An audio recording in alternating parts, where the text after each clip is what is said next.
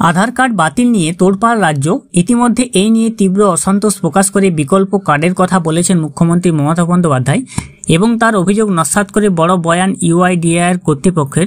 অনেক সংখ্যক মানুষের কাছে আধার কার্ড বাতিল হয়ে গেছে বলে এই সংক্রান্ত নোটিশ পৌঁছে যাচ্ছে বাড়িতে বাড়িতে এবং বিভিন্ন জায়গায় এই সংক্রান্ত খবরাখবর আমরা প্রতিনিয়তই পেয়ে যাচ্ছি। আপনারও কাছে যদি আধার কার্ড বাতিল হওয়া সংক্রান্ত কোনো চিঠি আসে, সেই ক্ষেত্রে আপনি কি করবেন এবং আধার কর্তৃপক্ষ তা নিয়ে কি জানিয়েছে, কিভাবে আপনি অভিযোগ করবেন। অনেকের পক্ষে রাঁচির আঞ্চলিক অফিসে যাওয়া সম্ভব নয়, তারা কি করবেন সমস্ত প্রসেসটি আজকের ভিডিওতে আমরা দেখিয়ে দেব। আপনাদের বাড়িতে যাদের আধার কার্ড বাতিল হওয়ার নোটিশ এসেছে তারা কি করবেন, মোবাইলের মাধ্যমে আপনাদের সমস্ত বিষয়টি আজকে দেখিয়ে দেবো। বেঙ্গল সার্চ ইউটিউব চ্যানেলে আপনাদের সকলকে স্বাগত জানাই। আমাদের চ্যানেলে এরকম নতুন ভিডিও আপলোড হচ্ছে, তো আপনারা যারা চ্যানেল নতুন হয়েছেন তাদের কাছে অনুরোধ করবো চ্যানেলটিকে সাবস্ক্রাইব করে রাখার। ফেসবুক পেজ থেকে দেখলে পেজটিকে অবশ্যই ফলো দিয়ে রাখবেন। এখানে আধার কর্তৃপক্ষ স্পষ্ট বিবৃতি দিয়ে জানানো হয়েছে যে মূলত আধার কার্ড ধারকদের আধার ডেটাবেস আপডেট রাখার জন্যই এই বিষয়ে গৃহীত কার্যক্রম সম্পর্কে সময় অবহিত করা হয়। এই সঙ্গে এটি পরিষ্কার করা হয়েছে যে কোনো আধার নম্বরেই নিষ্ক্রিয় করা হয়নি। আধার কার্ড বাতিলের নোটিশ চিঠি নিয়ে অনেক মানুষ কিন্তু আতঙ্কগ্রস্ত আছেন। তারা ভাবছেন যে এরপরে আধারকেই সবাই বড় পরিচয়পত্র হিসেবে মান্যতা দেয়, যেখানে আপনার আঙুলের ছাপ, আপনার ফেসের ছাপ এবং চোখের মনি স্ক্যান করা থাকে। এরকম কোনো পরিচয়পত্র আর কোথাও নেই।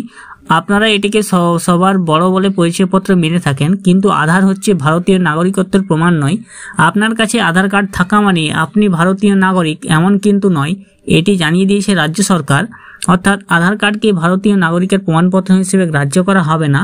তবুও বড় সংখ্যক মানুষ ভাবেন যে আধার কার্ড থাকলে সেটি একটি বড় পরিচয়পত্র হয়ে দাঁড়ায় সাধারণ মানুষের কাছে এবং এই আধার কার্ড দিয়ে যাবতীয় কাজকর্ম করা যায়। যাবতীয় প্রশাসনিক কাজকর্মতে আধার কার্ড লাগে। তাদের কাছে যদি আধার কার্ড বাতিল সংক্রান্ত চিঠি আসে তাহলে অনেকে আতঙ্কগ্রস্ত হয়ে পড়েন। তারা হয়তো ভাবতে থাকেন যে এরপরে হয়তো তাদেরকে বাংলা ছাড়া হতে হবে বা দেশ ছাড়া হতে হবে, কারণ আধারের পর আরও হয়তো অন্যান্য কোনো পরিচয়পত্রও তাদের বাতিল করা হতে পারে। এবং এই আধার কার্ড বাতিল নিয়ে কারো কোনো ভয় পাওয়ার কিচ্ছু নেই, কারণ আধার কার্ড কর্তৃপক্ষ জানিয়েছে আপনার আধার কার্ড বাতিল হলে আপনি কি করতে পারবেন।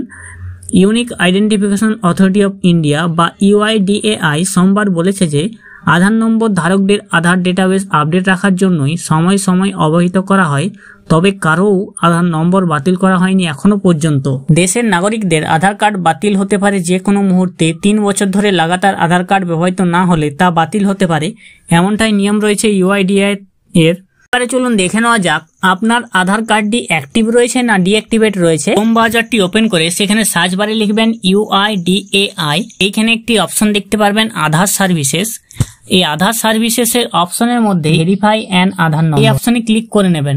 চেক আধার ভ্যালিডিটি অপশনে আপনি ক্লিক করে নেবেন। আপনি এখানে আপনার আধার নম্বরটি প্রথমে বসিয়ে দেবেন, তারপর এই যে ক্যাপচা কোডটি দেখা যাচ্ছে ক্যাপচা কোডটি এই ঘরে বসিয়ে প্রসিড অপশনে আপনি প্রসিড করে দেবেন। আপনার আধার নম্বর দেওয়া থাকবে আধার নম্বর এক্সিস্ট, আর এখানে টিক মার্ক দেওয়া আছে। তো আপনি এবার নিশ্চিন্ত হয়ে থাকবেন যে আপনার আধার নম্বরটি ডিঅ্যাক্টিভেট বা বাতিল হয়ে যায়নি, আপনার আধার নম্বরটি ঠিকই আছে, কেউ বাতিল করে দেয়নি। আপনার বাড়িতে যদি আধার কার্ড বাতিল হওয়ার চিঠি এসে থাকে তাহলে আপনি কি করবেন সেটাও আমরা দেখিয়ে দিচ্ছি। চলুন, আপনি এখানে দেখবেন নিচে আপনার নাম বসিয়ে দিবেন এখানে, তারপরে আপনার মোবাইল নম্বর বসিয়ে দিতে হবে, নিচে আপনার ইমেল অ্যাড্রেসটা বসিয়ে দিবেন। ইমেল অ্যাড্রেস ম্যান্ডেটারি নয়, দিতেও পারেন নাও পারেন। এরপর আপনি কোন স্টেটের কোন রাজ্যের বাসিন্দা সেটা এখানে সিলেক্ট করে নিয়ে আসবেন। এরপরে কমপ্লেন কার জন্য করছেন, নিজের জন্য না অন্যের জন্য, সেটা আপনি এখানে সিলেক্ট করে নিয়ে আসবেন। নিজের হলে সেলফ বা অন্যের যদি করতে চান তাহলে আদার্স করে নেবেন। এরপরে এন্টার কমপ্লেন টাইপ, এই এন্টার কমপ্লেন টাইপ অপশনে এইখানে যেগুলো আছে আপনি দেখবেন Aadhaar letter, PVC status, authentication issue, enrolment related, grievance বা feedback, operator portal, application issue, update related. এখানে আপনি গ্রিভেন্স বা ফিডব্যাক অপশনে ক্লিক করে নেবেন। এরপরে আপনি এখানে enter category type, difficulty in uses এই অপশনে ক্লিক করবেন। এরপরে যে আপনার আধার কার্ড বাতিল হওয়া সংক্রান্ত চিঠি এসছে সেটি আপনি এখানে view details and upload documents অপশনে ক্লিক করে আপনি এটা আপলোড করে দেবেন। নিচে ডিয়ার রেসিডেন্টস এই অপশনে আপনি ক্লিক করে আপনার যে আধার কার্ড বাতিল সংক্রান্ত চিঠিতে এসছে তার বিষয়ে এখানে বিস্তারিত তথ্য আপনি এখানে লিখে দেবেন। লিখে দেওয়া হয়ে গেলে এখানে নিচে যে ক্যাপচা কোডটি দেখা যাচ্ছে ক্যাপচা কোডটি এই ঘরে বসিয়ে দেবেন। বসানো হয়ে গেলে এরপরে দেখবেন এইখানে নেক্সট অপশন আছে, নিচে নেক্সট অপশনে আপনি ক্লিক করে দেবেন।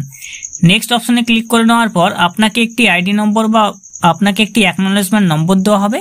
সেই অ্যাকনলেজমেন্ট নম্বরটি দিয়ে আপনি পরবর্তীকালে চেক করে দেখে নিতে পারবেন আপনি যে অভিযোগটা করলেন সেই অভিযোগের পক্ষে কি স্টেপ নেওয়া হলো।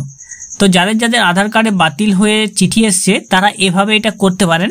এটা আধার কর্তৃপক্ষ